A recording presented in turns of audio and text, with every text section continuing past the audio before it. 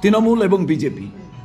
তার কারণ এর দুজনে বাইনারি পলিটিক্স এ করেই করতে চাইছে যে আইদার আমি সরকারে আসি, নাহলে তুমি সরকারে এসো, বাকিরা যেন আর কোনো কিছু ব্যাপার নেই, না হলে নির্বাচনের আগে এটা ফাজলামো।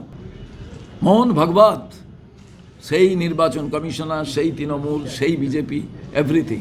তো end of the day entire story will be jeopardized and বাংলার মানুষ মিসগাইডেড হবেন। বাংলার মানুষকে ভাবতে হবে তারা কি সিদ্ধান্ত গ্রহণ করবেন।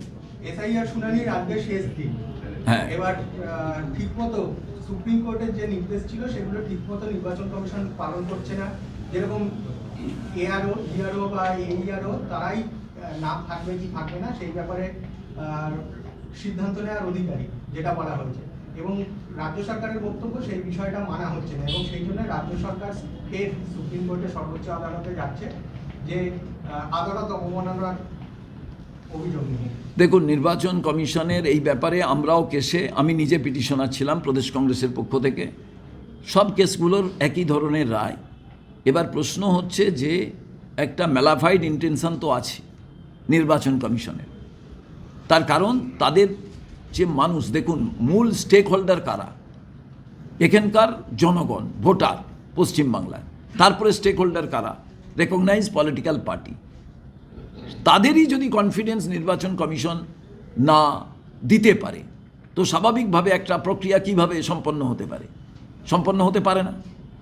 তো সেই ক্ষেত্রে আমার মনে হয়েছে নির্বাচন কমিশনের প্রচুর ত্রুটি আছে। তারা এই কাজটি ভেস্টেড একটা ইন্টারেস্ট আছে বলে করতে চাইছেন। আর তৃণমূল প্রথম থেকে বলে আসছে এসআইআর করতে দেবো না, আর তারাই প্রথমে BLA 1 BLA 2 করে ফেললে। তার মানে মানুষকে তারা মিসগাইড করেছে। যেমন ওয়াকআপ প্রপার্টির ক্ষেত্রেও তারা এই একই কাজ করেছিলেন। সেন্ট্রাল অ্যাক্ট বলেছেন মানতে হবে না, মানবো না। পরবর্তী ক্ষেত্রে গিয়ে যখন দেখা গেল DMSPর মাধ্যম দিয়ে বললেন করা শুরু করে দাও। তো এর কারণটা কি?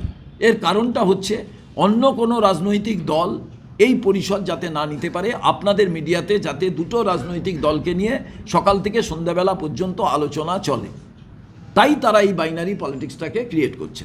দেখুন, জ্ঞানেশ কুমারজি তার রাইট আছে, তার কারণ নির্বাচনের বিষয়ে যে কোনো নির্বাচন কমিশনের, খুব ভালো করে শুনুন, আইনটা হচ্ছে নির্বাচন কমিশনের নিজের কোনো ইনফ্রাস্ট্রাকচার নেই।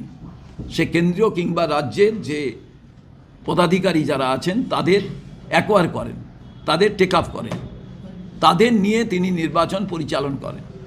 সেই নির্বাচন পরিচালনা করার ক্ষেত্রে DMSP, মুখ্য সচিব সবই নির্বাচন কমিশনের আওতায় হয়। আর যখন নোটিফিকেশন হয়ে যাবে তারা একেবারে নির্বাচন কমিশনের অধীনে। তো এই ক্ষেত্রে নির্বাচন কমিশনার নিশ্চিতভাবে চিফ সেক্রেটারিকে ডেকে পাঠাতে পারেন, তিনি যাবেন, বিভিন্ন প্রশাসনিক আলোচনা হবে। এর মধ্যে আমি ঢুকতে চাই না। আমি শুধু এইটুকু বলতে চাই যে আমরা মমতা বন্দ্যোপাধ্যায়কে বলেছিলাম রিগার্ডিং SIR ইজ কনসার্ন, আপনারা অল পার্টি মিটিং ডাকুন, অল পার্টি প্রতিনিধিদের নিয়ে গিয়ে অল ইন্ডিয়া নির্বাচন কমিশনের কাছে যান। আমি সেটা দেখতে পাইনি। মনরেগার টাকা 3 বছর বন্ধ আছে, সেক্ষেত্রেও আমার এই আবেদন ছিল। অতএব তাহলে এর থেকেই বোঝা যায় এদের দুজনের মধ্যে যতই রেষারেষি যাই থাকুক না কেন, এরা দুজনে একই স্কুলিংয়ের ছাত্র। সেই ক্ষেত্রে RSS-এর মেন্টর এদের। তো সেই ক্ষেত্রে এরা সিদ্ধান্ত গ্রহণটা, জ্ঞানেশ কুমারেরও কিছু নেওয়ার নেই আর অন্যের কিছু করার নেই। ওই যিনি একজন NGO চালান, কোনো কিছু নয়, যার অসংখ্য সিকিউরিটি, সেই RSS প্রধান, তিনি যে কথা বলে দেবেন জ্ঞানেশ কুমারও তাই শুনবেন, এখান থেকে চিফ সেক্রেটারিও তাই যাবেন। লাইক দ্যাট ওয়ে আমাদের ইলেকশন পরিচালিত হবে, তৃণমূল এবং বিজেপি। তার কারণ এর দুজনে বাইনারি পলিটিক্স এ করেই করতে চাইছে যে আইদার আমি সরকারে আসি, নাহলে তুমি সরকারে এসো, বাকিরা যেন আর কোনো কিছু ব্যাপার নেই, না হলে নির্বাচনের আগে এটা ফাজলামো।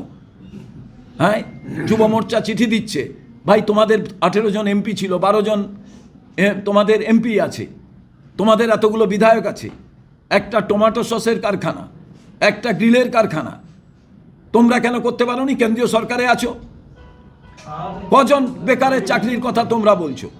তোমরা তো বলতে পারোনি। আর রাজ্য সরকার, মানুষ এত করে তাদের ভোট দিলেন, তারা এখানে কোনো সৃষ্টি করতে পারলেন না।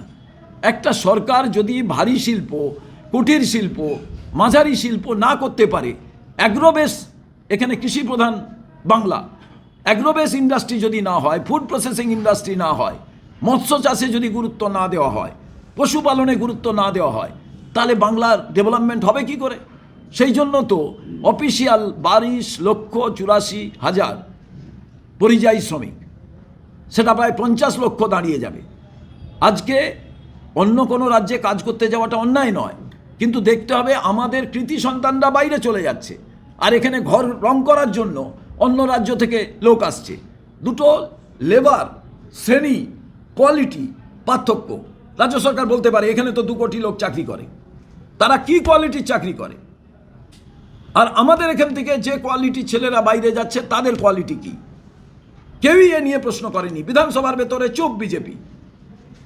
এখানে মানুষ আগুনে পুড়ে মারা যাচ্ছে, জলাশয় বন্ধ হচ্ছে, তাদের বাড়ি গেছি আমি ময়নায়, গরিব দুস্থ, ইংরেজিতে MA পাস, চাকরি করছে এসে লেবারের। এরপরেও বিধানসভার ভেতরে বিরোধী দল বিজেপি চুপ, জলাজমি ভরাট হচ্ছে, আর মরে যাওয়ার পর দুজনে একে অপরে লড়াই করছে, কিন্তু বাস্তব মানুষ কাঁদছে বাংলার। এই ক্ষেত্রে সবথেকে বেশি আজকে যারা সাফারার SC ST OBCর, তাদের জন্যই আজকে আমাদের এই আওয়াজ। বেকার সেখান থেকেও আছে, ফরওয়ার্ডদের মধ্যেও আছে, অনেক ফরওয়ার্ড কাস্ট আছে, ব্রাহ্মণ আছে, কায়স্থ আছে, যাদের বাড়ি দেখবেন বাড়িই নেই, ছোট্ট একটা চালাঘর খড়ের। গ্রামের দিকে যান দেখতে পাবেন, কৃষক সম্প্রদায়েরও তাই। সেই ক্ষেত্রে এইটা টোটাল অ্যাড্রেস ইনক্লুসিভ, যে পশ্চিম বাংলার উন্নয়নের জন্য কংগ্রেস জামানার কথা ভাবুন, কংগ্রেসকে ভাবুন, তা না হলে কোনোভাবেই সম্ভব নয়।